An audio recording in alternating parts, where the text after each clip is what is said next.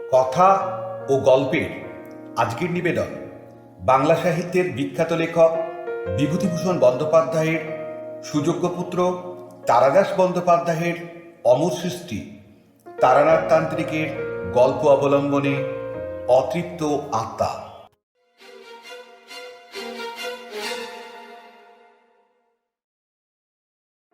কবি কালিদাস বলে গিয়েছেন, আকাশে মেঘ করে এলে মানুষের চিত্ত আকুল হয়ে ওঠে।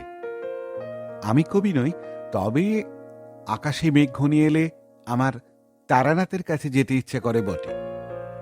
বর্ষার দিনে মুড়ি আর গরম গরম তেলে ভাজার মতো তারানাথের গল্প একটা আবশ্যিক ব্যাপার। আজ ছুটির দিনটা সকাল থেকেই মনে হচ্ছিল হয়তোবা বৃষ্টি হবে। আকাশ ঘোলা, রোদ্দুরে তেমন তেজ নেই। দুপুরের পরে কালো মেঘে চারিদিক অন্ধকার হয়ে এল। এমন সময় বাড়িতে বসে থাকার কোনো মানে হয় না। বিশেষ করে কলকাতায় বৃষ্টি মোটেই একটা উপভোগ্য জিনিস নয়। আলনা থেকে একটা শার্ট টেনে নিয়ে গায়ে চাপিয়ে বেরিয়ে পড়লাম। ভেবেছিলাম বৃষ্টি এসে পড়ার আগে হয়তো তারানাথের বাড়িতে পৌঁছতে পারব, কিন্তু মটলেনের মুখে পৌঁছে দেখলাম তখনও মেঘ আকাশে থমকে আছে। গলির মোড়ের সিগারেটের দোকান থেকে তারানাথের জন্য এক প্যাকেট পাসিং শো নিচ্ছি। পেছন থেকে কে বলে উঠল, এই যে, তুমিও এসে পড়েছ দেখছি। তাকিয়ে দেখি কিশোরী। সে একগাল হেসে বলল, যাই বলো ভাই, লোকটার গল্প বলার একটা দারুণ কায়দা আছে। একেবারে নেশা ধরিয়ে দিয়েছে, কি বলো? বললাম, তুমি তো তারানাথের গল্প বিশ্বাস করো না, তাহলে আসো কেন? কে বলল বিশ্বাস করি না? গল্পের মধ্যে কেবল বাগড়া দাও, আজে বাজে প্রশ্ন করো। আরে, ওসব তো তারানাথকে উস্কে দেবার জন্য। চটে গেলে ওর ভালো ভালো গল্পগুলো বেরিয়ে আসে। চলো চলো, আর দেরি নয়। ওই দেখো, জল এসে পড়ল বলে। প্রায় দৌড়ে তারানাথের বাড়িতে ঢোকবার সঙ্গে সঙ্গেই বড় বড় ফোঁটায় বৃষ্টি পড়তে শুরু করল। সারাদিনের গুমোট ভাবটা কাটিয়ে এলোমেলো ঠান্ডা বাতাস বইতে আরম্ভ করল।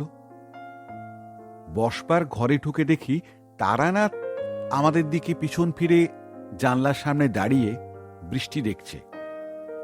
কলকাতার গলি, সেদিকে অবশ্য দেখবার কিছুই নেই। হাত তিনেক তফাতেই ঠেলে উঠেছে পাশের বাড়ির দেওয়াল। তবু তারানাথ দেখলাম বিভোর হয়ে বাইরে তাকিয়ে রয়েছে। আমাদের পায়ের শব্দে সে পিছন ফিরে বলল, এই যে তোমরা, এসো এসো, বসো। ভাবছিলাম তোমরা হয়তো এসে পড়বে। এমন দিনটা। সবাই মিলে সেই নরবরে তক্তা পুষে বসলাম। কিশোরী আমার হাত থেকে নিয়ে সিগারেটের প্যাকেট তারানাথের সামনে রাখল। অন্যমনস্কভাবে একটা সিগারেট ধরিয়ে তারানাথ বলল, খুব ছোটবেলার কথা মনে পড়ছিল জানো। এই রকম মেঘ করে এলে গ্রামের সব ছেলে মেয়ে মিলে দৌড়াতাম আমবাগানে। ঝড়ের প্রথম ঝাপটা আসার সঙ্গে সঙ্গে ঢিপ ঢাপ আম পড়তে শুরু করত। আম কুড়োতে কুড়োতে আসতো বৃষ্টি। এক কোচর আম নিয়ে গাছের নিচে দাঁড়িয়ে বৃষ্টি দেখতাম। এই আজকের মতো বড় বড় ফোঁটায় বৃষ্টি পড়ত। সোদা মাটির গন্ধ উঠত চারদিক থেকে। বৃষ্টি থামলে বাড়ি গিয়ে তেল নুন দিয়ে কাঁচা আম জারিয়ে খাওয়া। আর কিছু না, শুধু কাঁচা আম। তাই যেন কি মধুর মতো লাগতো। না, সেসব দিন আর ফিরবে না। কিশোরী দেখল তারানাথের কবিত্বর চোটে যে গল্পের জন্য আশা সেটাই বুঝি মারা যায়। সে বলল, আপনার পুরনো অভিজ্ঞতা থেকে আজ একটা গল্প বলুন না। বলবো বলবো, আগে একটু চা হোক। তারানাথ উঠে ভেতরে গিয়ে চায়ের কথা বলে এলো। তারপর তক্তাপোষে জমিয়ে বসে বলল, কলকাতায় বর্ষার রূপ তোমরা দেখতে পাও না। আমরা গ্রামের ছেলে, বুঝলে। খালবিল ভাসিয়ে এক নাগাড়ে ৩-৪ দিন বাদলা হওয়ার পর কখনো গামছা দিয়ে কই মাছ ধরতে বেরিয়েছ? আমরা যেতাম। তারপর বাড়ি ফিরে এক বাটি নুন নিয়ে বসে সারা গা থেকে জোঁক ছাড়াতাম। মা এসে বকুনি দিতেন বৃষ্টি মাথায় করে বাইরে বেরোনোর জন্য। আবার শিশু হয়ে মায়ের সেই বকুনি খেতে ইচ্ছা করছে। জীবনে অনেক দুঃখ কষ্ট আছে, বুঝলে হে। তবু মোটের ওপর জীবনটা বেশ ভালোই কেটেছে। যদি সুযোগ পাই তাহলে আবার ফিরে আসব পৃথিবীতে। আবার আমার আম কুড়োতে যাব ঝড়ের দিনে, খেলা করব মায়ের কোলে, সুখ দুঃখ সহ্য করতে করতে বড় হয়ে উঠব। কিশোরী স্পষ্টত উসখুস করতে লাগলো। বাইরে ঝমঝম বৃষ্টি নেমেছে, ঘরের ভেতরে ঘন হয়ে উঠেছে ছায়া। মনে হচ্ছে যেন আমরা 3টে প্রাণী ছাড়া জগতে আর কেউ কোথাও নেই। এখন কি আর দার্শনিক তত্ত্বের আলোচনা ভালো লাগে? এই সময় ভেতর বাড়ি থেকে চা নিয়ে এলো তারানাথের মেয়ে চারি। চায়ে চুমুক দিয়ে তারানাথ বলল, তোমাদের গল্প চাই না? আচ্ছা, আজ একটা অদ্ভুত ঘটনা তোমাদের শোনাচ্ছি। আমারই পরিবারের একটি মেয়ের জীবনে ঘটেছিল। একদিনের ব্যাপার নয়, অনেক দিন ধরে একটু একটু করে ঘটেছে। পান খাবে? না, যাক, গল্পটা শোনো তবে। পাসিং শো ধরিয়ে তারানাথ গল্প শুরু করল। তোমরা তো জানো আমি একান্নবর্তী পরিবারে মানুষ হয়েছি। দুবেলা আমাদের বাড়িতে প্রায় 50খানা পাত পড়ত। আপন কাকা জ্যাঠারা তো ছিলেনই, বাবার এক দুঃসম্পর্কের ভাইও আমাদের সংসারে থাকতেন। আমরা ভাই বোনেরা তাকে রাঙা কাকা বলে ডাকতাম। রাঙা কাকা লেখাপড়া বিশেষ জানতেন না, বোধহয় ক্লাস 3 কি 4 অবধি পড়েছিলেন, কিন্তু খুব পরিশ্রম করতে পারতেন। সকাল থেকে দেখতাম তিনি কোদাল হাতে বাড়ির পেছনের জমি কুপিয়ে লাউ কুমড়োর চারা বসাচ্ছেন, নয়তো কুড়ুল নিয়ে সংসারের জ্বালানি কাঠ চিরে দিচ্ছেন। তার অবসর সময় বলে কিছু ছিল না, সবসময় কিছু না কিছু করছেন। সবাই রাঙা কাকাকে ভালোবাসত তার মধুর ব্যবহারের জন্য। আমার ছোটবেলাতেই রাঙা কাকার বিয়ে হয়। তখনকার দিনে পাত্রের বড় চাকুরে বা ব্যবসায়ী হবার দরকার হতো না, যা হোক খাবার সংস্থান থাকলেই চলত। তাছাড়া বাবা কাকারা বোধহয় কয়েক বিঘে জমি রাঙা কাকার নামে লিখে দিয়েছিলেন। তার ফসলে 2টি প্রাণীর না চলার কথা নয়। রাঙা কাকিমা বিয়ের কিছুদিনের মধ্যেই বাড়ির সকলের মন জয় করে নিলেন। কোনো অহংকার ছিল না চরিত্রে, সবার কাজ আগবাড়িয়ে করে দিচ্ছেন, সর্বদা হাসি মুখ। উঁচু গলায় কথা বলতে জানেন না, এমন মানুষকে কে না ভালোবাসবে? বাংলা বিহারের একেবারে প্রান্তে একটি ছোট্ট শহরে তার বাপের বাড়ি।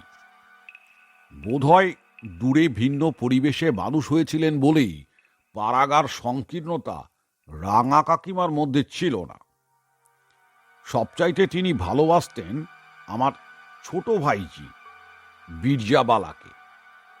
বীরজা তখন খুবই ছোট, বছর 5-6 বয়স হবে।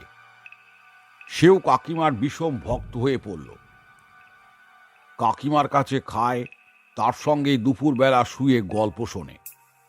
সারাদিন কাকিমার আঁচল ধরে পেছন পেছন ঘোরে। কাকিমা বলতেন, বিরাজ আর জন্মে আমার মেয়ে ছিল। এর বছর 2-3 পর বিরাজকে কেন্দ্র করে আমাদের পরিবারে কতকগুলো অদ্ভুত ঘটনা ঘটতে থাকে। বিরাজের মধ্যে যে কোনো বিশেষ অলৌকিক ক্ষমতা আছে এমন ধারণা কারো মনে আসেনি কোনোদিন, আসবার কথাও নয়। পাড়াগাঁয়ের নিতান্ত স্বাভাবিক আর 5টা মেয়ের মতোই তার চালচলন। কিন্তু বিরাজের 8-9 বছর বয়সের একটা ঘটনায় আমাদের হঠাৎ খটকা লাগে। প্রথমটা অবশ্য ঠিক বোঝা যায়নি, কারণ সব অলৌকিক ব্যাপারেরই নানা রকম ব্যাখ্যা হতে পারে। কিন্তু পরপর তেমন ঘটতে থাকলে তাকে আর যুক্তি দিয়ে বা কাকতালীয় বলে উড়িয়ে দেওয়া যায় না। বিরাজ আমার ছোট কাকার মেয়ে। একদিন ছোট কাকিমা ঠাকুরের আসনের সামনে বসে পুজো করছেন। বিরাজ বসে রয়েছে পাশে।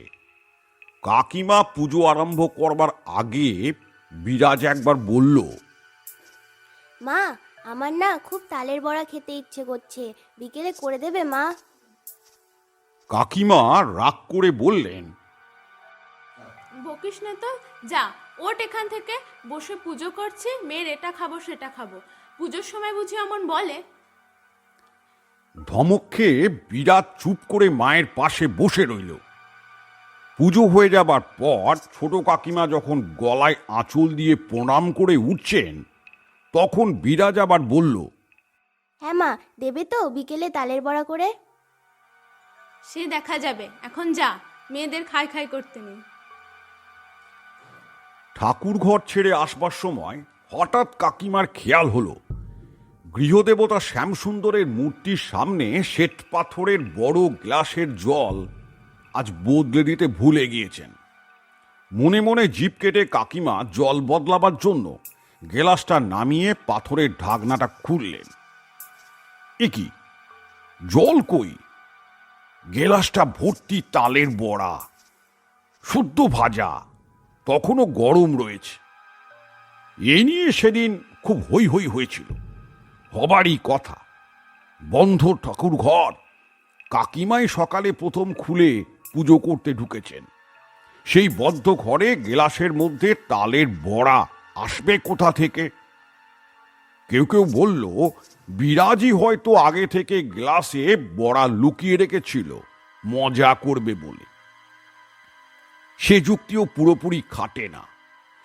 প্রথমত, অত সকালে তালের বড়া ভেজে দেবে কে? দ্বিতীয়ত, ঠাকুরের আসনে হাত দেবার সাহস তার হবে না। সে যুগে এসব মানামানি খুব ছিল, জানো তো। সবারই মনে কেমন একটা খটকা লেগে রইল। এর মাসখানেক বাদে হলো আরেক কাণ্ড। সেদিন সকালে বিরাজ হঠাৎ বায়না ধরল, ও মা, আজ দুপুরে আমি আলু ভাতে দিয়ে ভাত খাবো। আজকাল শুনতে হয়তো একটু অদ্ভুত ঠেকবে, আলু ভাতে এমন কি একটা জিনিস যার জন্য বায়না করতে হবে? কিন্তু তখনকার দিনে পাড়াগাঁয়ে আলু রীতিমতো দুষ্প্রাপ্য তরকারি হিসাবে গণ্য ছিল। লোকের বাড়িতে সবসময় মজুদ থাকতো না, অনেকে খেতেও না। হাটের দিনে কেউ কেউ শখ করে কিনে আনত। কাকিমা বললেন, এখন তো ঘরে আলু নেই মা, ভাতও চড়ে গিয়েছে, ও বেলার আমু হাট থেকে এনে দেবে রাত্রি রেখেও। মায়ের বকুনির ভয়ে বিরাট চুপ করে গেল। কিন্তু একটু পরেই রান্নাঘর থেকে রাঙা কাকিমা এসে আঁচলে হাত মুছতে মুছতে ছোট কাকিমাকে বললেন, বাবা, এতক্ষণ একটু সময় পাওয়া গেল, ভাত নামিয়ে ফ্যান গালতে দিয়ে এলাম। আচ্ছা ছোড়দি, ভাতে আজ অত আলু সেদ্ধ কে দিয়েছে বলতে পারো? কে খাবে? ছোট কাকিমা অবাক হয়ে বললেন, আলু সেদ্ধ ভাতে? আমি তো দিইনি। সে কি, তাহলে কে দিল? হাতা দিয়ে ভাত নাড়ছি, দেখি ভাতের মধ্যে গিজ গিজ করছে আলু, তা 10-12টা তো হবেই। আবার হইচই হলো। এবারেও কর্তারা অনেক যুক্তিসহ ব্যাখ্যা দিলেন, কিন্তু মনের ধাঁধা কারোরই ঘুচল না। বাড়িতে আলু ছিল না, হাট অন্তত 2 মাইল দূরে। মেয়েটা আলু পাবে কোথায় যে ভাতের হাঁড়িতে ফেলবে? এর পরের ঘটনা কিন্তু আর কোনো ব্যাখ্যা দেওয়া চলল না। সবারই মনে হলো বিরাজের একটা কিছু অপ্রাকৃত ক্ষমতা আছে বটে। ছোট কাকা বৈষয়িক কি কাজে সদরে গিয়েছিলেন। 2-3 দিন উকিলের বাড়ি থেকে কাজ সেরে ফিরবেন। কাকা সদরে যাবার 2 দিন বাদে এক বিকেলে খুব ঝড় বৃষ্টি হলো। ঝড় থেমে গিয়েও বৃষ্টি চলল রাত প্রায় 9টা পর্যন্ত। বেশ ঠান্ডা বাতাস দিতে লাগলো। বাড়ির সবাই তাড়াতাড়ি খাওয়া দাওয়া সেরে শুয়ে পড়লেন। বিরাজ সে রাত্রিরে শুয়েছিল রাঙা কাকিমার কাছে। অনেক রাত্রিরে, তখন বোধ হয় 1টা কি 1:30 হবে, রাঙা কাকিমা হঠাৎ জেগে গিয়ে দেখলেন বিরাজ বিছানা থেকে নেমে যাচ্ছে। কাকিমা অবাক হয়ে বললেন, এই বিরাজ, যাচ্ছিস কোথায়? বিরাজ প্রথমটা উত্তর দিল না। মশারি তুলে বিছানা থেকে নেমে গিয়ে দরজার কাছে চলে গেল। রাঙা কাকিমা দৌড়ে গিয়ে পিছন থেকে ধরলেন। এই, কি হয়েছে তোর? কথা বলছিস না কেন? বিরাজের চোখ বিস্ফারিত, যেন কিছু দেখতে বা শুনতে পাচ্ছে না। কাকিমা জোরে ঝাঁকুনি দিয়ে বললেন, কি হয়েছে বল। সেভাবেই শক্ত হয়ে তাকিয়ে থেকে বিরাজ বলল, দরজা খুলে দাও, বাবা এসেছে। বিরাজের রকম সকম দেখে ভয় পেয়ে রাঙা কাকিমা চিৎকার করে ছোট কাকিমাকে ডাকলেন। সেই ডাকে বাড়ির প্রায় সবাই উঠে এলো। সবাইয়ের একই প্রশ্ন, কি হয়েছে, অমন করছিস কেন? বিরাজ কেবল বলে, দরজা খুলে দাও, বাবা দাঁড়িয়ে থাকবে নাকি? শেষে বাবা বিরক্ত হয়ে বললেন, চল দেখি কেমন তোর বাবা এসেছে। বাবা এলে ডাকতো না? বাইরের দরজা খুলে দেখা গেল কেউ কোথাও নেই। রাত্রির ঝিমঝিম করছে। ততক্ষণে বিরাজেরও সেই ভাবলেশীন শূন্য দৃষ্টি কেটে গিয়ে সে একটু স্বাভাবিক হয়েছে। সবাই মিলে তাকে বকাবকি করে দরজা বন্ধ করতে যাবে, হঠাৎ দেখা গেল বাড়ি থেকে কিছু দূরে আমবাগানের মধ্যে কিসের আলো। কাদের যেন গলার আওয়াজও শোনা যাচ্ছে। বাবা হেঁকে বললেন, কে কে আসে রে? ছোট কাকার গলায় উত্তর এলো, দাদা, আমি। ছোট কাকাই বটে। সদর থেকে রওনা দিয়ে মাঝপথে ঝড় বৃষ্টিতে পলাশপুরের মোড়লের বাড়ি আশ্রয় নিয়েছিলেন। তারা না খাইয়ে ছাড়েনি, সঙ্গে লোকও দিয়েছে। বাড়ির সবাই জড়ো হয়েছে দরজার কাছে। তাদের মুখের দিকে তাকিয়ে ছোট কাকা অবাক কণ্ঠে বললেন, কি হয়েছে দাদা, এত রাত্রিরে সবাই জেগে যে? বাবা বললেন, কিছু না, তুই ভেতরে আয়। এবারে কিন্তু বেশি আলোচনা হলো না। বিরাজের ক্ষমতার ব্যাপারটা বাড়ির লোকেরা একরকম মেনেই নিল। হয়তো পরপর কয়েক মাস কিছুই না। হঠাৎ একদিন বাবা বাড়ি থেকে বেরোচ্ছেন, যাবেন আমার জেঠতুতো বোনের বিয়ের বাজার করতে। তাকে বিরাজ বলল, জেঠু, আজ তুমি কোথাও যাবে না। কেন রে? কেন যাব না? না, তুমি যাবে না। বাবা অবশ্য তা সত্ত্বেও বেরুচ্ছিলেন। মা আটকে দিয়ে বললেন, থাক, আজকের দিনটা থেকেই যাও, বিরাজের ব্যাপারটা তো জানোই। অগত্যা বাবা থেকে গেলেন। 2 দিন পর খবর পাওয়া গেল যে ট্রেনে বাবার যাওয়ার কথা ছিল, সে ট্রেন বর্ধমান ছাড়িয়ে কি একটা ছোট স্টেশনে ঢোকার মুখে উল্টে গিয়েছে, বহু লোক হতাহত হয়েছে। বাবা একবার বিরাজকে আলাদা ডেকে জিজ্ঞাসা করেছিলেন, হ্যাঁ রে, এই যে তুই অনেক কথা আগে থেকে বলে দিতে পারিস, কি করে জানতে পাস বলতো? বিরাজ চুপ করেই ছিল।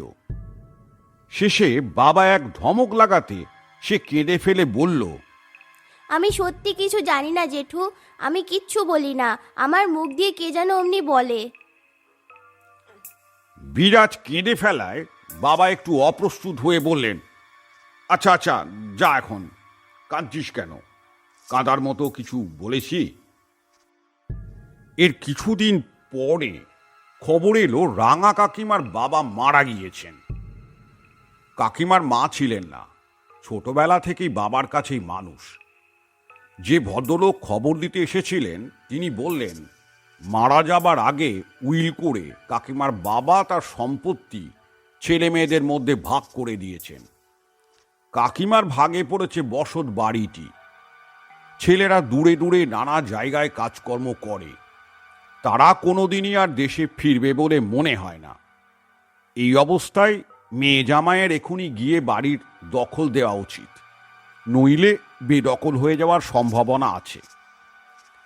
রাঙা কাকা সবার সঙ্গে পরামর্শ করলেন।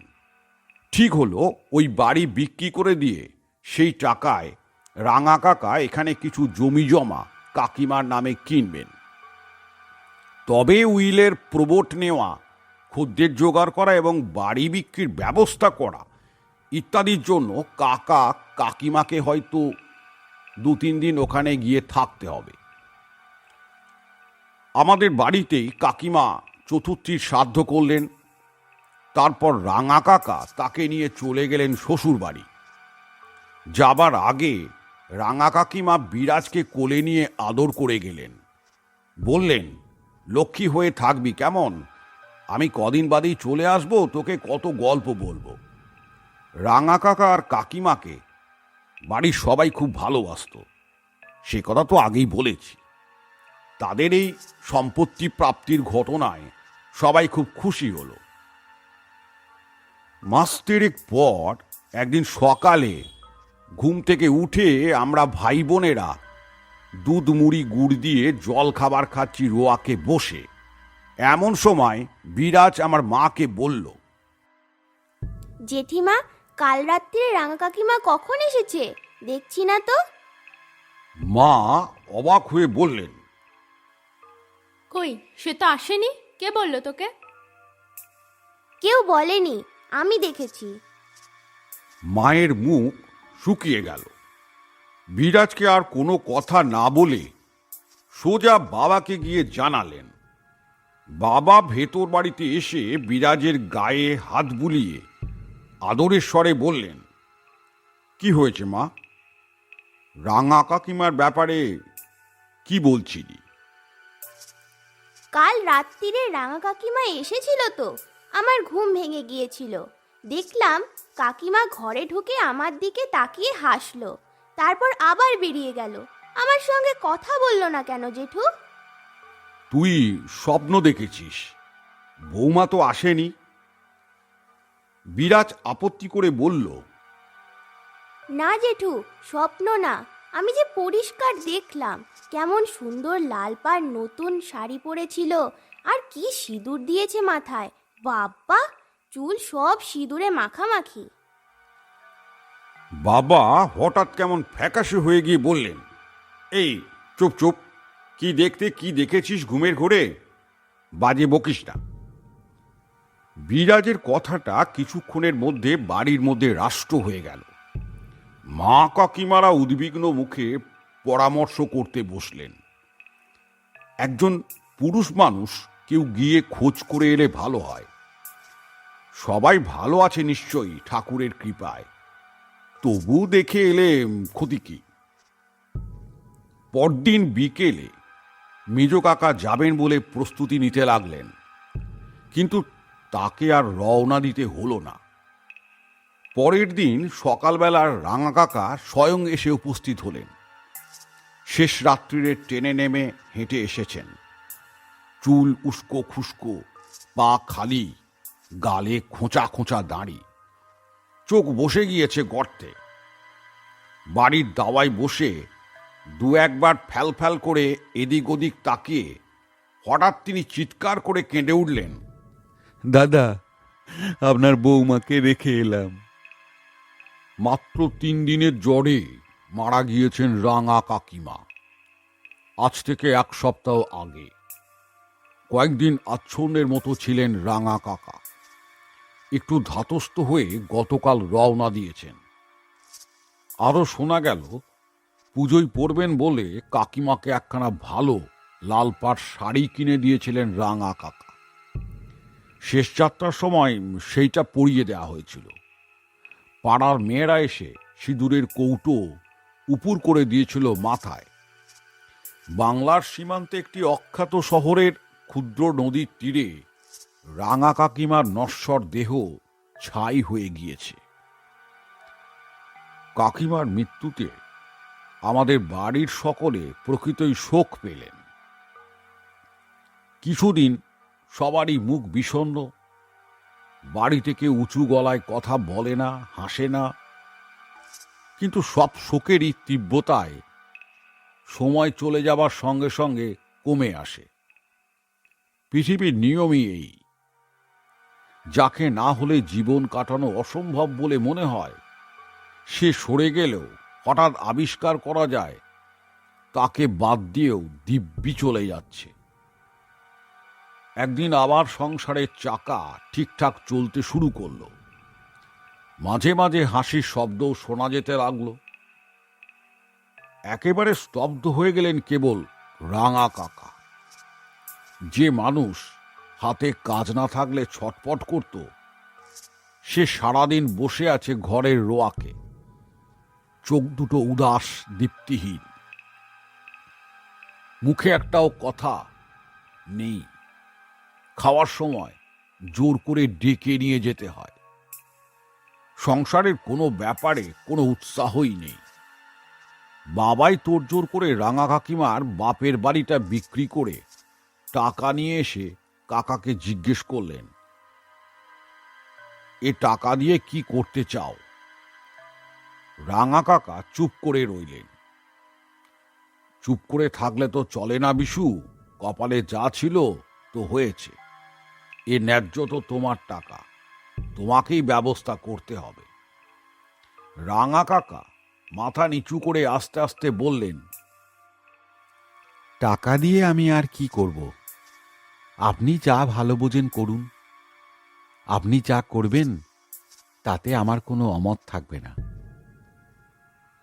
তাহলে আমি বলি কি, এ টাকা তুমি বৌমার নামে কোনো হাসপাতালে বা আশ্রমের দান করো, বৌমার আত্মা তৃপ্তি পাবে। শান্তভাবে রাঙা কাকা বললেন, বেশ, তাই করুন। সব বিলি ব্যবস্থা হয়ে যাবার পর একদিন সকালে উঠে দেখা গেল রাঙা কাকার ঘরের দরজা খোলা, তিনি নেই। এমন একটা কিছু ঘটবে সবাই আন্দাজ করতে পেরেছিল।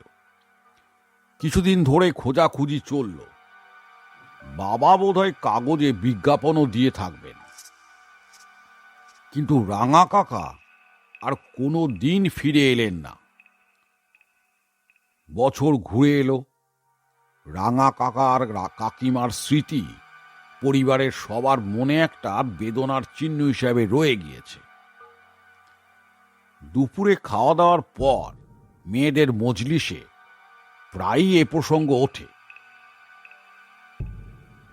বাড়ির মাঝখানের উঠোনের পশ্চিম দিকে রাঙা কাকার ঘরখানা কেউ ব্যবহার করে না, বন্ধই পড়ে আছে। এই উঠোনের মাঝখানে ছিল ইঁট দিয়ে বাঁধানো তুলসী মঞ্চ।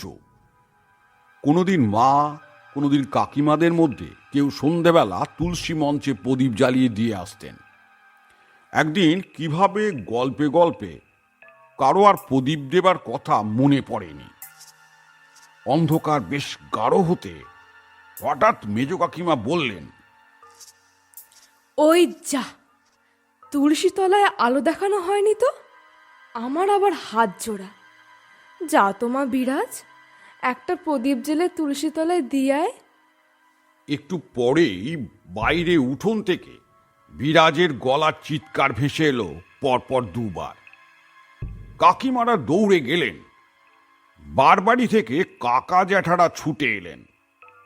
তুলসী মঞ্চের কাছে দাঁড়িয়ে ভয়ে ঠক ঠক করে কাঁপছে বিরাজ। পায়ের কাছে মাটিতে প্রদীপটা পড়ে আছে, তেল ছড়িয়ে পড়েছে উঠোনে। কিরে, কি হয়েছে? অমন চেঁচিয়ে উঠলি কেন? বিরাজ কাঁপা কাঁপা আঙুল তুলে রাঙা কাকার ঘরের দিকটা দেখিয়ে বলল, রাঙা কাকিমাকে দেখলাম, ও ও ওইখানটায় দাঁড়িয়েছিল। সবাই চুপ। বিরাজ মিথ্যে বলবে না, আর তার বিশেষ অপ্রাকৃত ক্ষমতার ব্যাপারটা এখন প্রায় একটা প্রমাণিত সত্য। তবুও বাবা একবার বললেন, যা, কি যাতা বলছিস, অন্ধকারে ভুল দেখে থাকবি। না জেঠু, আমি ঠিক দেখেছি, সাদা কাপড় পরা ছিল। ঘর থেকে বেরিয়ে এসে আমার দিকে তাকিয়ে কি যেন বলল, তারপর আবার ঢুকে গেল ঘরে। ঘর থেকে বেরিয়ে এলো। বাবা এগিয়ে গিয়ে রাঙা কাকার ঘরের দাওয়ায় উঠে দরজায় লাগানো তালা টেনে দেখলেন। তা কি করে হবে, এই তো তালা বন্ধ রয়েছে। বুঝিয়ে সুজিয়ে বিরাজকে ঠান্ডা করে ভেতরে নিয়ে আসা হলো। তখনকার মতো চাপা পড়ে গেলেও এরপর থেকে বিরাজ ঘন ঘন রাঙা কাকিমাকে দেখতে শুরু করলো। কখনো একেবারে পরিষ্কার দিনের বেলায়। কাকিমা যেন বিরাজকে কি বলছেন। মা জিজ্ঞেস করেছিলেন, কি বলে কিছু বুঝতে পারিস? না জেঠিমা, মুখ নাড়ছে দেখতে পাই, কথা কানে আসে না। তবে একটা জিনিস, কি? কাকিমার খুব কষ্ট বলে মনে হয়। কি করে বুঝলি? কথা তো শুনতে পাস না। মুখ দেখতে পাই যে, খুব ব্যথা পেলে যেমন মুখ হয় সেই রকম। ছোট কাকা গিয়ে কোথা থেকে এক ভূতের রোজা ডেকে আনলেন।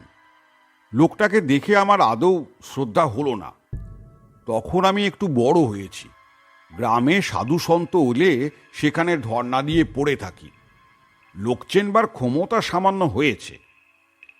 ভূতের রোজা ঘন্টা দুয়েক ধরে উঠোনে নানান বিচিত্র ক্রিয়াকলাপ করল। মাটিতে খড়ি দিয়ে নকশা এঁকে তার ওপর শ্বেত সর্ষে আর আতপ চাল ছিটিয়ে চিৎকার করে মন্ত্র পড়তে লাগলো। কিন্তু ওই পর্যন্তই। সে দক্ষিণা নিয়ে বিদায় হবার পর সেদিন বিকেলেই বিরাজ আবার রাঙা কাকিমাকে দেখতে পেল। দালানের একদিকে রান্নাঘর, সেখানে মা উনুনে আঁচ দিচ্ছেন, আর বিরাজ মেঝেতে বসে বিকেলের তরকারির জন্য কুটনো কুটছে। এমন সময় বিরাজ দেখল লম্বা দালান বেয়ে কাকিমা হেঁটে চলে যাচ্ছেন। বিরাজ চেঁচিয়ে উঠল, ওই ওই ওই যে কাকিমা যাচ্ছে। মা কাজ ফেলে ছুটে এসে দেখলেন বিরাজ একদৃষ্টে দালানের দিকে তাকিয়ে রয়েছে। দেখতে পাচ্ছ না জেঠিমা? ওই তো পরিষ্কার দেখা যাচ্ছে, হাতে আবার কি একটা জিনিস। ওমা, একটা ডল পুতুল। মা বলা বাহুল্য দালানের দিকে তাকিয়ে কিছুই দেখতে পেলেন না। হাতে কি রয়েছে বললি? ডল পুতুল, সেই ছোটবেলায় যেমন তুমি আমাকে কিনে দিয়েছিলে। দলপুতুল হাতে কোনো এক মেয়েটার প্রেতাত্মা বারান্দা দিয়ে হেঁটে যাচ্ছে, এ কথা কল্পনা করা কষ্টকর। কিন্তু বিরাজ কিছু একটা দেখতে পাচ্ছে ঠিকই, নইলে হাতে পুতুল থাকার মতো সূক্ষ্ম মিথ্যা বিরাজের পক্ষে আবিষ্কার করা সম্ভব নয়। এরপর ছোট কাকা আরেকজন ভালো রোজা আনবার প্রস্তাব করেছিলেন, কিন্তু এবার বিরাজ নিজে বারণ করল। না বাবা, গুনি নেনো না। কেন রে? রাঙা কাকিমা আমাকে কত ভালোবাসতো, মরে গিয়ে কি আমার ক্ষতি করতে চাইবে? হয়তো আমাকে ভুলতে পারেনি বলে আমার কাছে আসে। দিন কাটতে লাগলো। মাস দুই তিন হয়তো কিছু হলো না। আবার একদিন বিরাজ কাকিমাকে দেখতে পায়। মানুষের মন বড় বিচিত্র জিনিস, কালে সবই খাপ খেয়ে যায়। বিরাজের রাঙা কাকিমাকে দেখতে পাওয়াটাও একটু একটু করে সকলের গা সওয়া হয়ে এলো। প্রথম যৌবনে পা দিয়েই আমি বাড়ি থেকে পালালাম গুরুর খোঁজে। সে গল্প কিছুটা তোমরা জানো। তান্ত্রিক সাধনার দিকে খুব মন গিয়েছিল। প্রকৃত গুরুর সন্ধানে কোথায় কোথায় না ঘুরেছি। মাঝে মাঝে বাড়ি ফিরে আসি, আবার কিছুদিন পরে উধাও হই। এই সময়ই মাতু পাগলির সঙ্গে আমার পরিচয়। সে বড় সাংঘাতিক মেয়ে মানুষ। আমাকে দীক্ষা দেয়নি বটে, কিন্তু কতকগুলো ক্ষমতা দান করেছিল। তারপর বরাকর নদীর ধারের শালবনে সেই মধুসুন্দরী দেবীর আবির্ভাব। তিনিও আমাকে বীজমন্ত্র এবং কতগুলি শক্তি দান করেন। তারই প্রাসাদে জীবনে কখনো বড় কোনো বিপদে পড়তে হয়নি। ডাল ভাত খেয়ে যা হোক করে চালিয়ে দিয়েছি। আমি বড় দরের সাধক হতে পারিনি হে, কয়েকটা সাধারণ সিদ্ধাই পেয়েছিলাম মাত্র। একবার বাড়ি ফিরে দেখলাম বিরাজের বিয়ের তোড়জোড় হচ্ছে। ভালো একটা সম্বন্ধ এসেছে গোয়াড়ি কৃষ্ণনগর থেকে। ছেলের বাপ মায়ের বিশেষ দাবি দেওয়া কিছু নেই। মেয়ে দেখে তাদের খুব পছন্দ হয়ে গিয়েছে। এখন কেবল দিনক্ষণ ঠিক করবার যা দেরি। বিরাজ দেখতেও সত্যি খুব সুন্দর হয়েছে। মাথায় বেশ লম্বা, ফর্সা ধপধপ করছে গায়ের রং, এক ঢাল কালো কোগরানো চুল, টানা টানা চোখ। এ মেয়ের বিয়েতে খরচ না হবারই কথা। আমি থাকতে থাকতেই একদিন পাত্রপক্ষ এসে বিরাজকে আশীর্বাদ করে পাকা কথা দিয়ে গেল। পাত্রের বাবা মানুষটি ভারী অমায়িক, গোলগাল চেহারা, মুখে সবসময় হাসি লেগে রয়েছে। গ্রাম দেশে পাত্রের বাবারা সাধারণত একটু দাম্ভিক হয়ে থাকে। এ ভদ্রলোকের সেসব নেই। বেশ হেসে হেসে গল্প করলেন। বিরাজকে পাশে বসিয়ে মা আমার যেন লক্ষ্মী বলে গায়ে হাত বুলিয়ে দিলেন। আশীর্বাদ করলেন 10 ভরির সেকেলে পাকা সোনার শুষ্নি পাতা হার দিয়ে। কথা রইল 1 বছর পর সামনে বৈশাখে বিয়ে হবে। ওদের কি পারিবারিক আচার অনুযায়ী পাত্রের বয়সে জোর সংখ্যক বছরে না হলে বিয়ে হয় না। সামনের বছর ছেলের বয়স হবে 24। আশীর্বাদ সেরে পাত্রপক্ষের লোকেরা বিকালবেলা চলে গেলেন। তারা সন্ধ্যের ট্রেন ধরলেন। সঙ্গে আমাদের বাড়ি থেকে লোক দেয়া হলো স্টেশন অবধি পৌঁছে দেবার জন্য। সেই দিনই রাত্রিরে বিরাজের ঘর থেকে কান্নার আওয়াজ পেয়ে মা আর বাবা উঠে দেখতে গেলেন। ছোট কাকিমার পাশেই শুয়েছিল বিরাজ। কাকিমা জেগে বসে অবাক হয়ে বিরাজের দিকে তাকিয়ে আছেন, আর বিরাজ অঝোর ধারায় কাঁদছে। মাঝরাত্রিরে ঘুম ভেঙে বিরাজ নাকি দেখতে পায় মশারির ঠিক বাইরে রাঙা কাকিমা দাঁড়িয়ে তার দিকে কি বলবার চেষ্টা করছেন, কিন্তু প্রাণপণ চেষ্টাতেও তার গলা দিয়ে কোনো শব্দ বের হচ্ছে না। কি করুণ বিধ্বস্ত মুখ রাঙা কাকিমার। বিরাজ কেঁদে ফেলে বলে, কেন বারবার আসছো রাঙা কাকিমা? কি বলবে? কি কষ্ট তোমার? উত্তরে রাঙা কাকিমা 2 হাতে ধরে রাখা কি একটা জিনিস সামনে বাড়িয়ে দেন। সে হাতে ডল পুতুল। কি সুন্দর, ঠিক যেন একটা সত্যিকারের বাচ্চা। এই সময়ে ছোট কাকিমা জেগে উঠতে রাঙা কাকিমার শরীর যেন গুঁড়ো গুঁড়ো হয়ে ঝরে পড়ে গেল। পরদিন সকালে বাবারা সব ভাই মিলে পরামর্শ সভা বসালেন।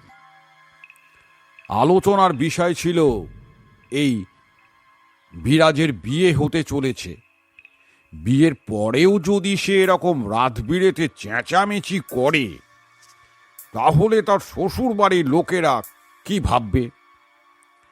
পরে এ নিয়ে মহা অশান্তির সূত্রপাত হতে পারে। আবার কি একজন রোজা ডাকা হবে? আর কি করা যেতে পারে? সবার মতামতই রোজা ডাকার দিকে যাচ্ছে দেখে আমার বড় খারাপ লাগলো। প্রেত বিতারিণী মন্ত্র অবশ্যই আছে, কিন্তু বেশিরভাগ পাড়া গিয়ে বুজরুকের দল তার কিছুই জানে না। আমি জানি, কিন্তু রাঙা কাকিমাকে আমরা সবাই খুব ভালোবাসতাম। তাকে তাড়াবার জন্য কোনো ক্রিয়া অনুষ্ঠান করতে কেমন যেন বাঁধো বাঁধো ঠেকতে লাগলো। তাছাড়া ওই মন্ত্রপাঠ করবার সময় যে আত্মাকে তাড়ানোর জন্য অনুষ্ঠান করা হচ্ছে তার খুব কষ্ট হয়।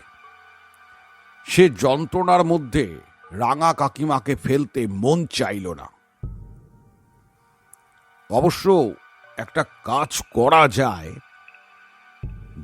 বিরাজকে একটা কবচ করে দিতে পারি।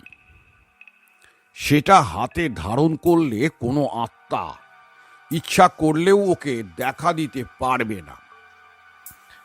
যা যা লাগবে জোগাড় করতেও বিশেষ অসুবিধা হবে না।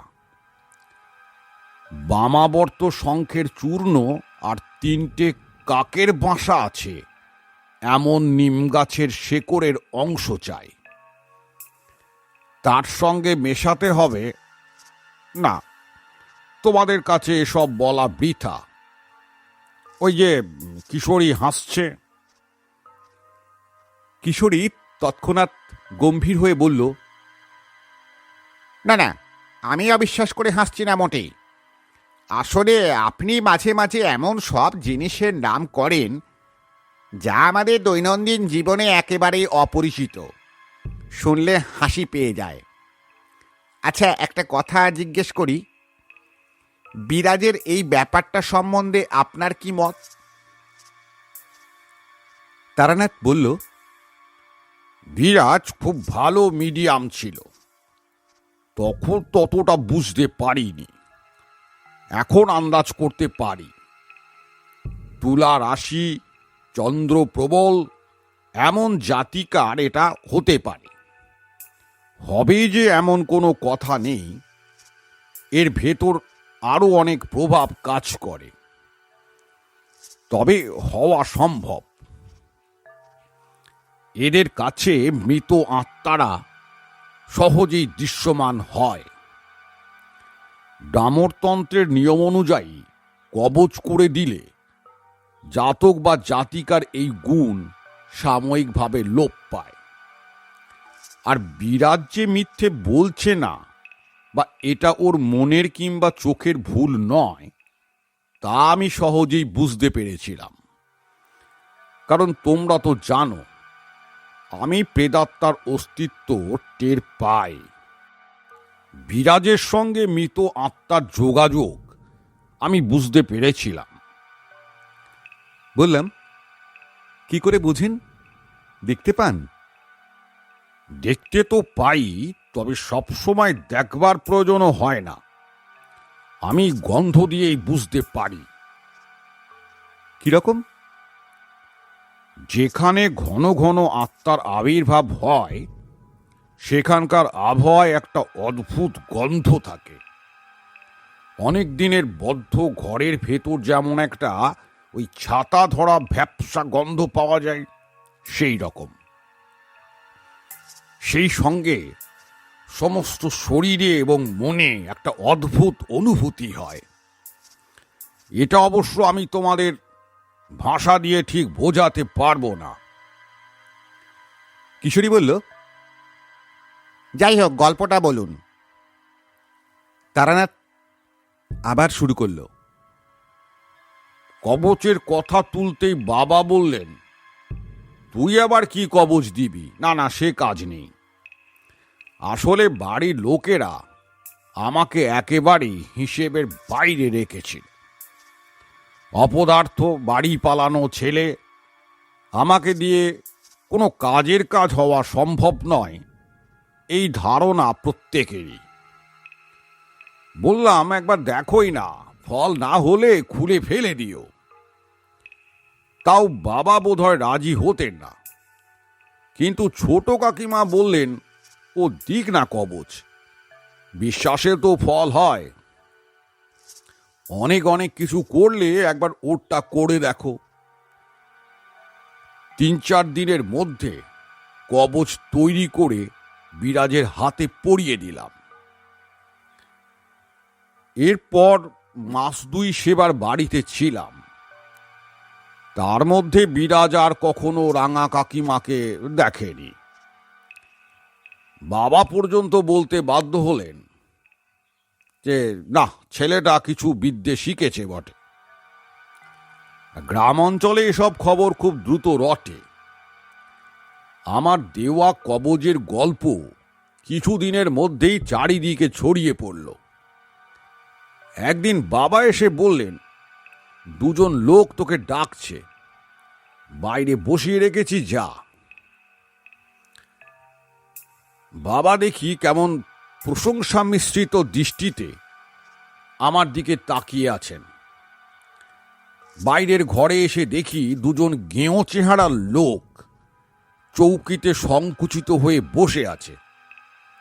ময়লা ধুতি, ফর্সা জামা, তাতে আবার কাচবার সময় বেশি নীল পড়ে গিয়েছে। বললাম, কি চাই? আগে আমরা চালতা পোতা থেকে এসেছিলাম। বেশ, কি দরকার? আগে আপনি একজন গুণী লোক, আমাদের ওদিকে আপনার খুব নাম রটে গিয়েছে। আপনি ইচ্ছা হলে সব করতে পারেন। কি বিপদ? আপনারা কি চান তাই বলুন না। তাদের প্রার্থনা অতি সরল। ভদ্রাসন নিয়ে তারা তাদের খুড়তুতো ভাইয়ের সঙ্গে জোর মামলা লড়ে যাচ্ছে। আমি কি মামলায় জেতাবার জন্য তাদের একটা কবচ করে দিতে পারি? এজন্য তারা 200 টাকা অবধি খরচ করতে প্রস্তুত আছে। ধমক দিয়ে তাদের তাড়িয়ে দিলাম বটে, কিন্তু বুঝতে পারলাম এই সবে শুরু মাত্র। এবার দলে দলে লোক আসতে আরম্ভ করবে। কজনকে তাড়াবো? কাজেই পরদিন শেষ রাত্রিতে পোডলা পুডলি গুছিয়ে বাড়ি থেকে সরে পড়লাম। কিশোরী জিজ্ঞেস করল, কিন্তু এ ধরনের কবচ তো আপনি দিয়ে থাকেন, তাহলে ওদের তাড়লেন কেন? তারানাথ বিষণ্ণভাবে হেসে বলল, সে অনেক পর থেকে দিতে শুরু করি। ওই সময় আমার প্রথম যৌবন, মনে আশা সিদ্ধ সাধক হব। টাকার জন্য মামলার কবচ, গরু হারানোর মাদুলি দেওয়া, ওসব ভাবতেই পারি না। তারপরে বিয়ে করলাম, সন্তানাদি হলো। সংসারের পেছনে দৈব ওষুধ থেকে বশীকরণ হোম সবই শুরু করলাম, আর সেই থেকেই পতনের আরম্ভ। একটা দীর্ঘশ্বাস ফেলে তারানাথ গল্পে ফিরে এলো। 9-10 মাস এদিক সেদিক ঘুরে বিরাজের বিয়ের কিছুদিন আগে বাড়ি ফিরে এলাম। আমাকে দেখে আর কেউ তেমন না হোক, মা খুশি হলেন। যাক, বিরাজের বিয়ের কথাটা মনে রেখেছিস, তাহলে তুই না এলে আমার ফাঁকা ফাঁকা লাগতো, মা বললেন। অপ্রস্তুতভাবে একটু হাসলাম কেবল। কি আর বলার আছে? মাই কেবল শেষ দিন অবধি নিঃস্বার্থ ভালোবাসা দিতে পারে সন্তানকে। অন্য কেউ খুব আত্মীয়তা বোধ না করলে তাদের দোষ দিতে পারি না। আমি বা কি দায়িত্ব পালন করেছি বাড়ির লোকেদের প্রতি? ভালোবাসা তো আকাশ থেকে পড়ে না।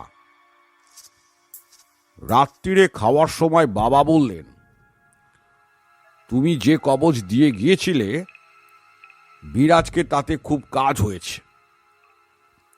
তারপর থেকে বিরাজ আর ভয়টয় পায়নি। কিছুক্ষণ চুপচাপ খেয়ে যাবার পর বাবা বললেন, এই যে একটা বিদ্যে শিখেছিস, এটাও তো বাড়িতে থেকে ব্যবহার করতে পারতিস। টাকার জন্য না হয় নাই হলো, মানুষের উপকারের জন্যও তো করতে পারিস। বাড়িতে তোর মন বসে না কেন? চুপ করে রইলাম। আমার মনের গড়ন এমন হয়ে গিয়েছে যে বাড়িতে আর কোনোদিন মন বসবে না। বাবাকে সে কথা বলে লাভ নেই। নিজ ঝঞ্ঝাটে বিরাজের বিয়ে হয়ে গেল।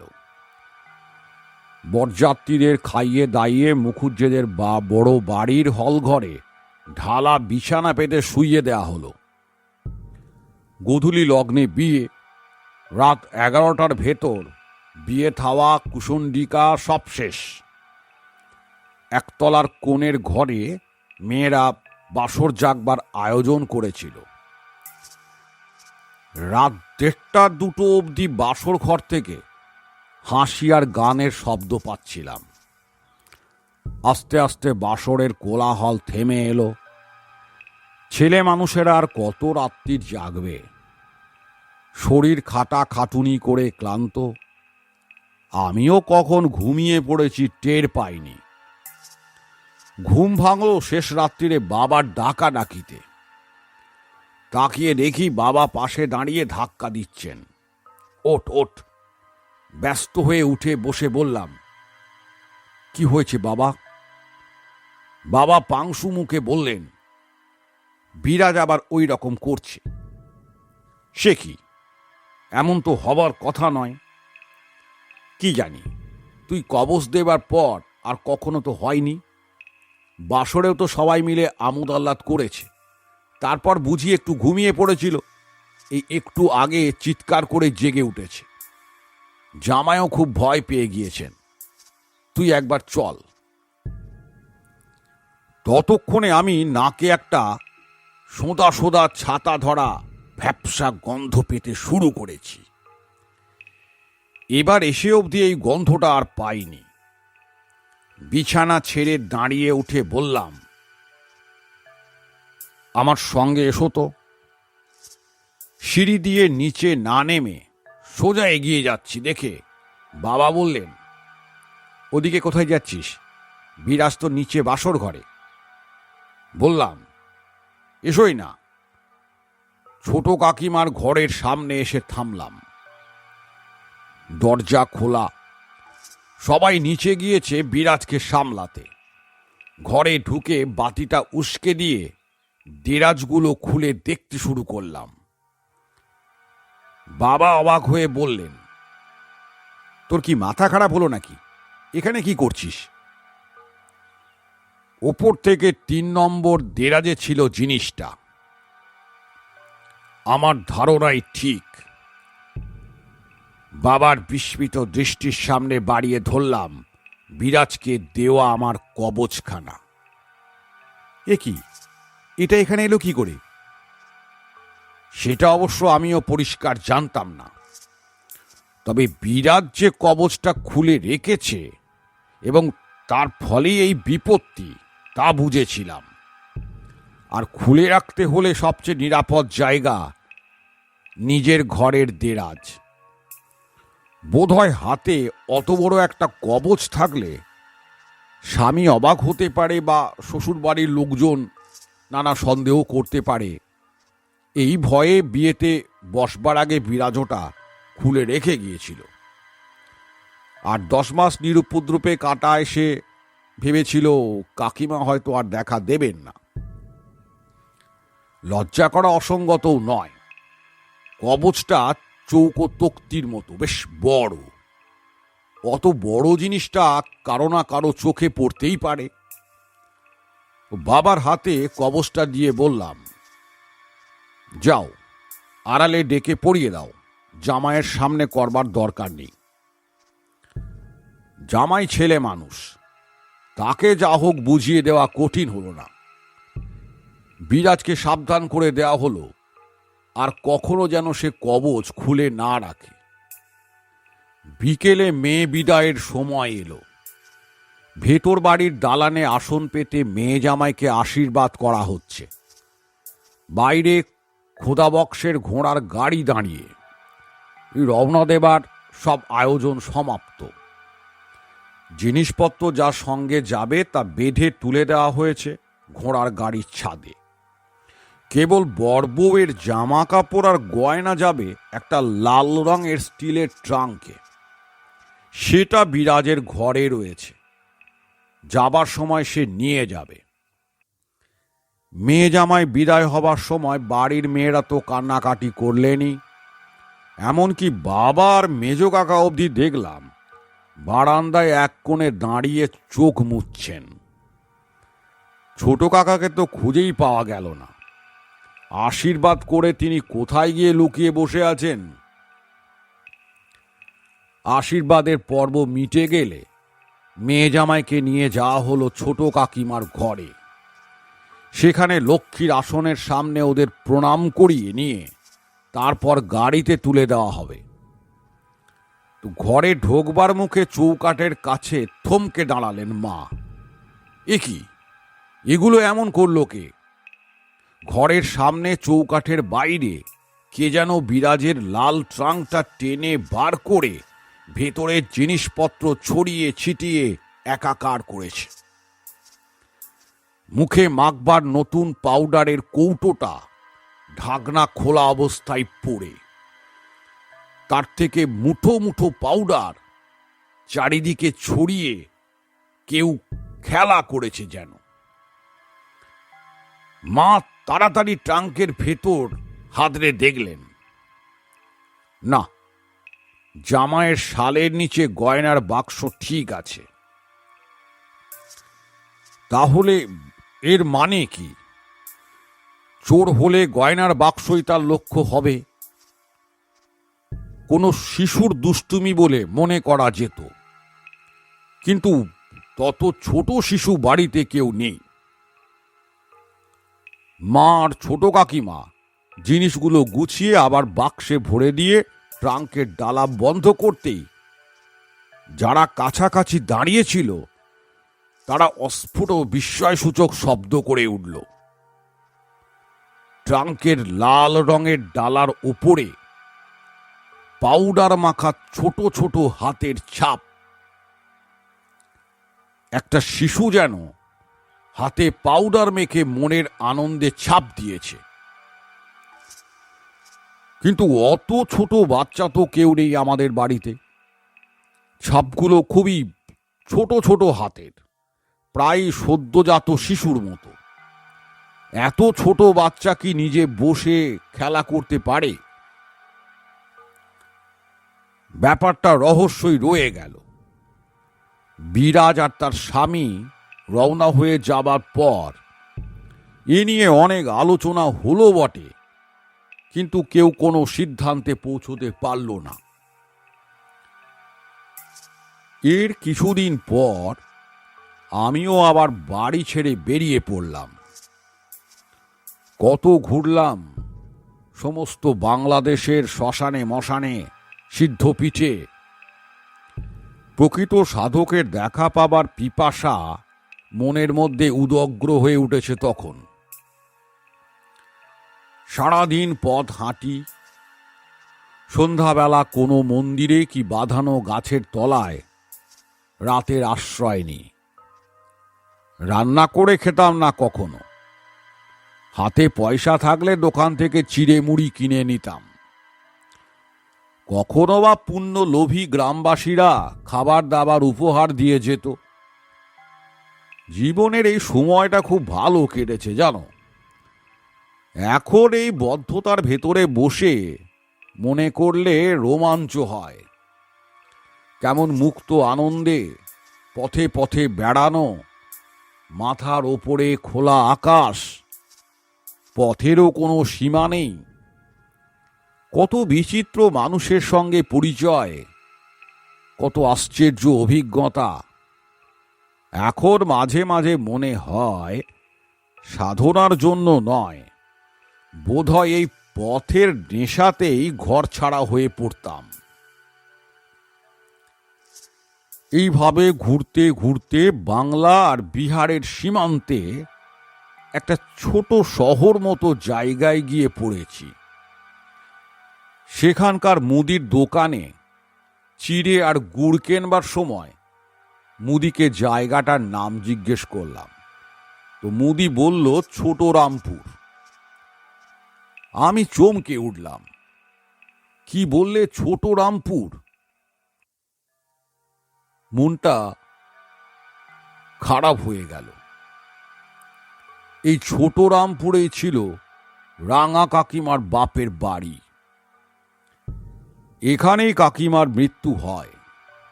পুরনো স্মৃতি ভিড় করে এলো মনে। শৈশবে দেখা কাকিমার সেই হাসি মাখা মুখ, কোদাল হাতে রাঙা কাকা বাগানের জমি কোপাচ্ছেন, কাকিমার মৃত্যুতে রাঙা কাকার সেই কান্না।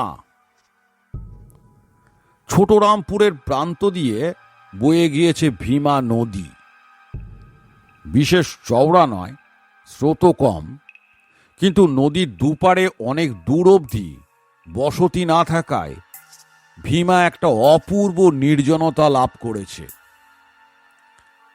নদীর ধারেই রামপুরের শ্মশান। উঁচু নিচু লাল মাটির প্রান্তরের মধ্যে কেবলমাত্র শ্মশান যাত্রীদের জন্য তৈরি একটা চালা ঘর দাঁড়িয়ে আছে। আমি যখন পৌঁছালাম তখন দিনের আলো নিভে এসেছে বটে, কিন্তু সেদিন সম্ভবত ওই শুক্লপক্ষের নবমী, কাজে রাত্রিরে জ্যোৎস্নার শোভা উপভোগ করা যাবে। শ্মশানে কাটানো আমার অভ্যেস আছে, ভয় পাওয়ার প্রশ্নই ওঠে না। ভীমার তীরে বসে চিড়ে গুড় দিয়ে রাত্রিরের খাওয়া সেরে নদীতে নেমে জল খেলাম। ততক্ষণে দিনের আলো সম্পূর্ণ মুছে গিয়ে রুক্ষ ভূমিশ্রীর ওপর ফুটে উঠেছে শুক্লপক্ষের জ্যোৎস্না। নদীর ধারের সাদা বালি চিকচিক করছে চাঁদের আলোয়। অমন দৃশ্য তোমরা দেখনি হে। শহর বাজার অঞ্চলে তোমরা পূর্ণিমা বা অমাবস্যা টেরও পাও না। শহরে জীবনে নেই সব। শরীর খুব ক্লান্ত ছিল, ভাবলাম আর জেগে না থেকে ঘুমিয়ে পড়া যাক। সামনে চালা ঘরটা যখন আছে তখন আর খোলা জায়গায় ঘুমাই কেন, এই ভেবে শ্মশান যাত্রীদের ঘরটার দিকে এগোলাম। বাইরে জ্যোৎস্না থাকলেও ঘরের মধ্যে তা পৌঁছচ্ছে না। অন্ধকারে তাকিয়ে যত দূর মনে হলো ঘরটা একবারে ফাঁকা। কেবল একদিকে কতকগুলো খড়ের আঁটি পড়ে আছে। ভালোই হলো, আমি খড়ের আঁটিগুলো বিছিয়ে একটু গদি মতো করে চেপে বসলাম। বিড়ি ধরাতে গিয়ে দেশলাইয়ের আলোয় প্রথম চোখে পড়ল লোকটাকে। এতক্ষণ বুঝতেই পারিনি ঘরে আরেকজন মানুষ আছে। কখন থেকে বসে আছে লোকটা, খালি গা, আধময়লা ধুতি পরনে, লম্বা চুল, মুখে দাড়ি গোফের জঙ্গল। হঠাৎ আলো জ্বালায় মুখের সামনে হাত দিয়ে আড়াল করে আছে। পোড়া কাঠির টুকরোটা ফেলে দিলাম, বিড়ি ধরে গিয়েছিল। গোটা দুই টান দিয়ে জিজ্ঞেস করলাম, তুমি কে, এখানে কি করছো? অন্ধকারে লোকটাকে দেখা যায় না। সে যেখানে বসে আছে আন্দাজে সেদিকে তাকিয়ে প্রশ্নটা করলাম। প্রথমে খানিকক্ষণ চুপচাপ, তারপর কেমন যেন ভাঙা খসখসে গলায় উত্তর এলো, আমি এই শ্মশানেই থাকি। মরা পোড়াতে সাহায্য করা যাদের জীবিকা, এমন এক শ্রেণীর লোক প্রায় সব শ্মশানেই থাকে। আমি আন্দাজ করে নিলাম এ তাদেরই একজন। জিজ্ঞাসা করলাম, থাকো মানে কি? কি করো? মরা পোড়াও? না, তাহলে? শুধু থাকি আর শ্মশানে ঘুরে বেড়াই। নিজের অভিজ্ঞতা থেকে জানি এ ধরনের লোকেরা কথা কম বলে আর নিজেদের সম্পর্কে কিছু বলতে চায় না। কাজেই প্রসঙ্গ বদলে বললাম, বিড়ি খাবে? না। ভালো মজা। আমি একটু গল্প জমাতে চাইছি, কারণ চিরদিনই আমার শহুরে পালিশ করা মানুষের চাইতে এইসব হাটে মাঠে ঘুরে বেড়ানো চরিত্রদের বেশ ভালো লাগে। তা এ দেখছি বাক্য ব্যয়ে একেবারেই অনিচ্ছুক।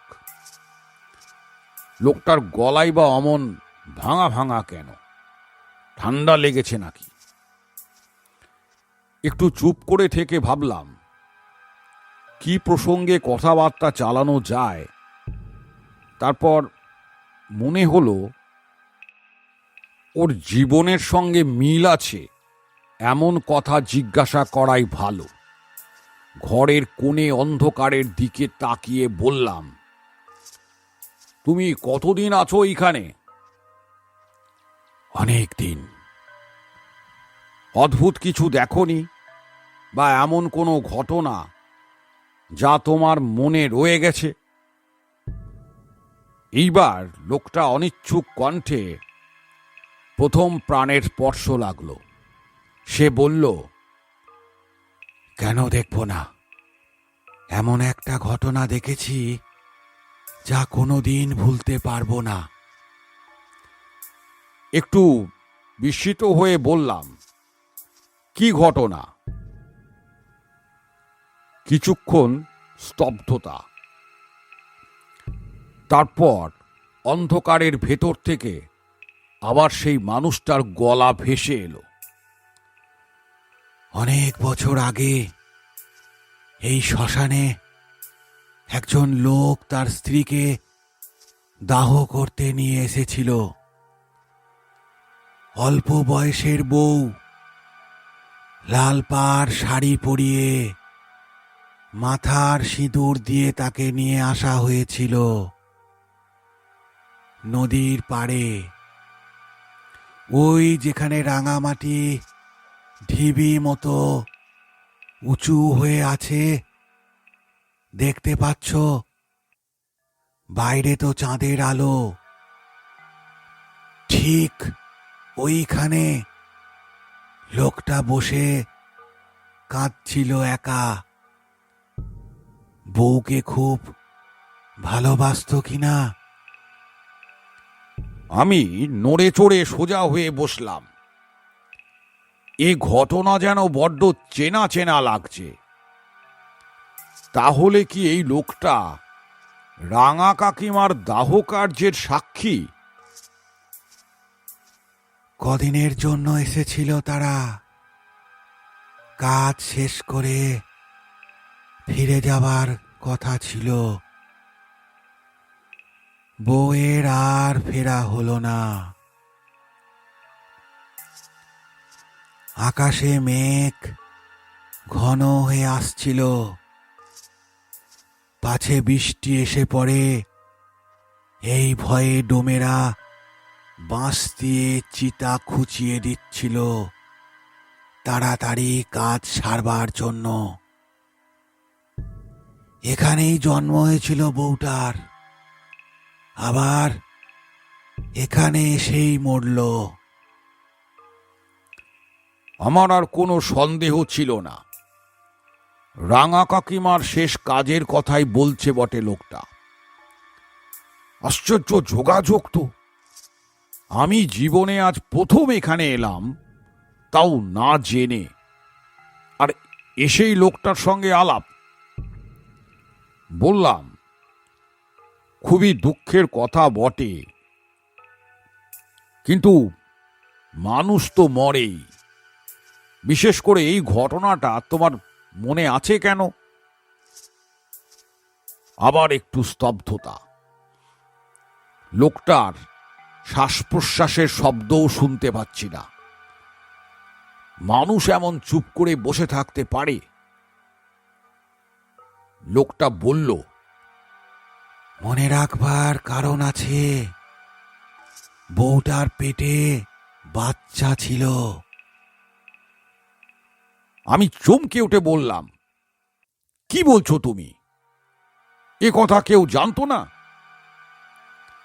না, বউটা ভেবেছিল আর কিছুদিন বাদে স্বামীকে বলবে, তার সময় পায়নি। কিন্তু বাঁশ দিয়ে খোঁজাবার সময় ডোমেরা বুঝতে পেরেছিল। তারা বলেছিল মানুষটাকে, পেটে সন্তান থাকলে তাকে আলাদা করে দাহ করতে হয়, জানো তো, নইলে দুজনের কারোরই মুক্তি হয় না। বউটার বড় শখ ছিল একটা সন্তানের, সে শখও মিটল না, মুক্তিও হলো না। মুক্তি না হওয়ার কি যন্ত্রণা তা কেবল বদ্ধ আত্মাই জানে। তাই বুঝি নিজের যন্ত্রণার কথা জানাবার জন্য সে বারবার বিরাজের কাছে গিয়ে। এতক্ষণে মেরুদণ্ড টান করে শুনছিলাম, এবার লাফিয়ে উঠে দাঁড়িয়ে চিৎকার করে বললাম, সে কি, তুমি বিরাজের নাম কি করে জানলে? কে তুমি? কোনো উত্তর নেই। ঘরে স্তব্ধতা। দেশলাই জ্বালালাম, কেউ নেই কোথাও। দরজার বাইরে নদীর চরে অপার্থিব জ্যোৎস্না ফুটেছে। ঘরে যে ছিল সে দরজা দিয়ে বেরুলে আমি নিশ্চয়ই দেখতে পেতাম। দৌড়ে বাইরে বেরিয়ে এসে চারিদিকে তাকালাম। শূন্য লাল মাটির প্রান্তর চাঁদের আলোয় স্বপ্নের দেশ বলে মনে হচ্ছে। জনপ্রাণী নেই কোথাও। কোথায় গেল সে? ঠিক এই সময় এক ঝলক বাতাসে ভেসে এলো একটা সোঁদা গুমো ভ্যাপসা গন্ধ। অচেনা বক্তার পরিচয় প্রকট করে দিয়ে গেল। ভেবে দেখলাম সব ঘটনায় একটা সূত্রে গাঁথা বটে। রাঙা কাকিমার যন্ত্রণা কাতর আত্মার বারবার ফিরে আসা, লাল ট্রাঙ্কের ওপরে ছোট ছোট হাতের ছাপ, কাকিমার হাতের ডল পুতুলের মতো সদ্যজাত শিশু দেখতে পাওয়া। বিরাজ ভালো মিডিয়াম ছিল, দেখতে পেত, কিন্তু কোনো কারণে কথা শুনতে পেত না। শুনতে পেলে অনেক আগেই গোলযোগ মিটে যেত। রাত্রি ক্রমে গভীর হতে লাগলো। একা বসে রইলাম ভীমা নদীর পাড়ে। পরের দিন সেখান থেকে রওনা হয়ে সোজা গয়ায় এসে রাঙা কাকিমা এবং তার অজাত সন্তানটির মুক্তি কামনায় পিণ্ডদান করি। পুরোহিত মশাই যখন কাজের জিনিসপত্র সব গোছাচ্ছেন, হঠাৎ আমার একটা কথা মনে পড়ে গেল। জিজ্ঞেস করলাম, আচ্ছা, এই সঙ্গেই কি আরো একজনের নামে পিণ্ড দেওয়া যাবে? একসঙ্গে করে দিতে পারবেন? পুরোহিত বললেন, কেন হবে না? কিছু মূল্য ভরে দেবেন। এখন কার নামে হবে? কি গোত্র? পুরোহিতকে রাঙা কাকার নামটা বললাম।